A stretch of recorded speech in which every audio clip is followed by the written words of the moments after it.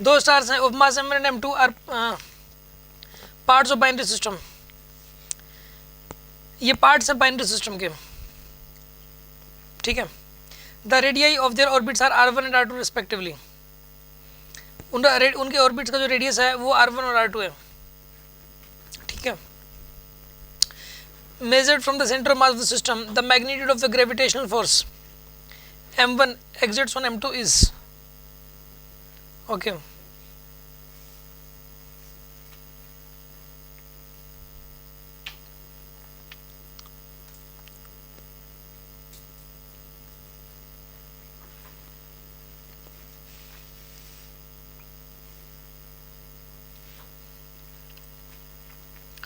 Radius दे रखे उनके r1 एंड r2, ठीक है।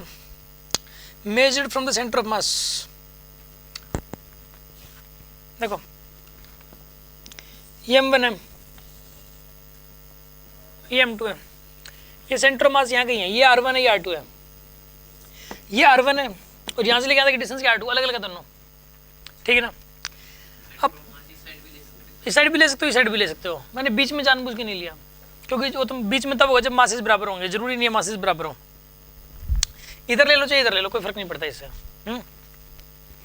ये पता है क्या, ये घूम सकते हैं सर्कुलर पाथ पे एक दूसरे के अट्रैक्शन से, और यहाँ पे आसपास कोई और नहीं है, इसको बोलते हैं बाइनरी सिस्टम। आपको मैं एक बात बताऊँ क्या होता है, जैसे कि सोलर सिस्टम में तो क्या होता है कि सन रेस्ट में है, बाकी सारे प्लैनेट सर्कुलर पाथ पे घूम रहे हैं और वो सन के अट्रैक्शन की वजह से घूम रहे हैं, सन उन सब के ऊपर फोर्स लगा रहा है, ठीक है ना, और वो अट्रैक्शन की वजह से घूम रहे हैं। अगर ऐसा हो कि पूरे यूनिवर्स में पूरा खाली जगह पड़ी है, कोई नहीं, दूर दूर तक कोई स्टार नहीं है, दूर दूर तक खाली जगह, बिल्कुल स्पेस है, दूर दूर तक कोई प्लेनेट या स्टार कोई भी नहीं है, सिर्फ ये दो प्लेनेट्स हैं m1 और m2, बस ये दो हैं। तो ये दोनों हो सकता है कि रिवॉल्विंग सिचुएशन में हों, क्योंकि इसको ये इसके ऊपर फोर्स लगाएगा और ये वाला इसके ऊपर फोर्स लगाएगा, ये दोनों रिवॉल्विंग सिचुएशन में हो सकते हैं। इसका जो फोर्स है जो इसके ऊपर लगा रहा है वो एज ए सेंट्रीपिटल फोर्स काम करेगा, और ये जो इसके ऊपर फोर्स लगा रहा है वो भी एज ए सेंट्रीपिटल फोर्स काम करेगा। लेकिन ये जरूरी नहीं है कि ये दोनों के दोनों एक सेम सर्कुलर ट्रैक पे हों, इनका सर्कुलर ट्रैक अलग अलग होगा। हो सकता है इसका ये सेंटर है, जैसे इसी तरह और यहाँ लेते हैं हम लोग, तो इसका ट्रैक तो हो सकता है ये वाला हो ऐसे ऐसे, और इसका सेंटर जैसे कि ये वाला है और सेंट्रीपिटल फोर्स इधर लग रहा है, इसका ट्रैक ये वाला होगा, ठीक है ना।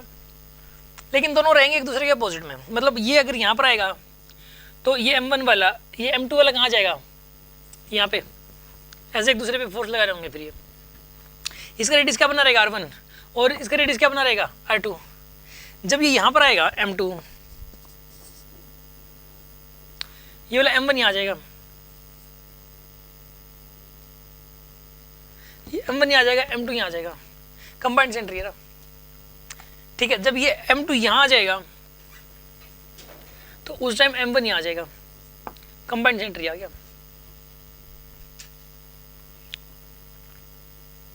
हाँ जी, बात समझ में आ रही कि नहीं आपको।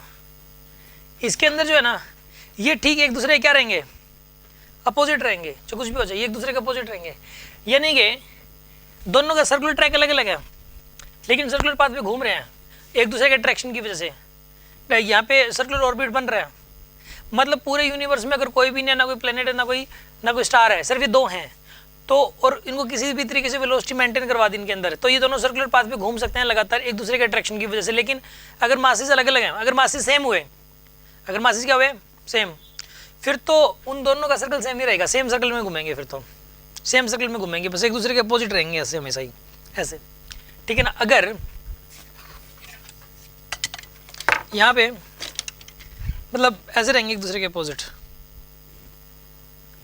ऐसे रहेंगे, अगर मास सेम हो तो मास अलग अलग हुआ तो भी एक दूसरे के अपोजिट रहेंगे, लेकिन ये अपना घूमने का जो रेडियस होगा ना वो अलग अलग होगा। रेडियस सर घूमने का रेडियस अलग अलग होगा इनका, एक r1 है और एक का क्या है r2, इस तरीके से होगा। इसको बोलते हैं बाइनरी सिस्टम।